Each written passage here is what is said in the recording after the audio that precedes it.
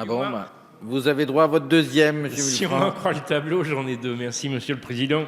Et effectivement, c'est désormais sur la politique des voies cyclables que j'aimerais interroger Monsieur le Ministre. 13 000 kilomètres aujourd'hui à l'échelle nationale contre 41 000 au niveau des Pays-Bas, certes, pays phare en la matière. Mais la part modale du vélo, admettons-le, reste faible dans notre pays et sa progression pourrait être très forte si les investissements nécessaires étaient réalisés.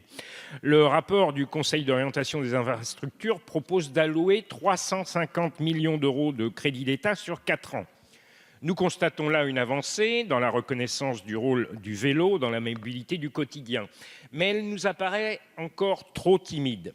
Porter la part modale du vélo à 12,5% en 2030 exigerait des financements de l'État et une aide, disons-le, plus substantielle aux projets portés par les collectivités locales.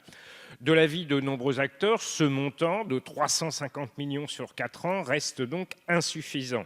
Comme d'ailleurs l'a exprimé le président de la Fédération française des usagers de la bicyclette, pour qui il conviendrait d'y consacrer 200 millions d'euros par an. Vous avez noté d'ailleurs la problématique de la sécurité des cyclistes qui est particulièrement posée et qui monte en puissance. En tout état de cause, nous estimons pour notre part que l'État doit prendre ses responsabilités. Si nous voulons que l'action de l'État exerce un effet levier sur l'investissement, il faudrait idéalement qu'il finance des aménagements cyclables à hauteur d'au moins 50% du coût des projets portés par les collectivités, départements, intercommunalités ou communes. Et aussi, sans doute, d'avoir une ressource dédiée à ce financement. Et donc, permettrais-je de vous interroger donc, sur les hypothèses de travail du gouvernement en la matière et sur une possible recette dédiée au développement du vélo. Merci, monsieur le ministre. Monsieur le Président, Monsieur le député Villefranche, nous voilà revenus quelques mois en arrière. Nous parlions déjà du vélo pendant le projet de loi de finances sur les primes de transition. Bon, vous avez raison, hein, l'ensemble d'ailleurs des mobilités douces, propres, nouvelles, dont le vélo est bien entendu la plus populaire, fait partie du cœur des travaux des assises et pour lequel nous devons avancer. 75% des déplacements aujourd'hui dans notre pays sont des déplacements inférieurs à 5 km, dont on voit bien que la question du vélo, elle n'est pas du tout superficielle. Vous avez cité un grand pays européen bien connu pour ce faire, ce n'est pas le seul, mais c'est évidemment quelque chose d'important. Là, il y a deux enjeux.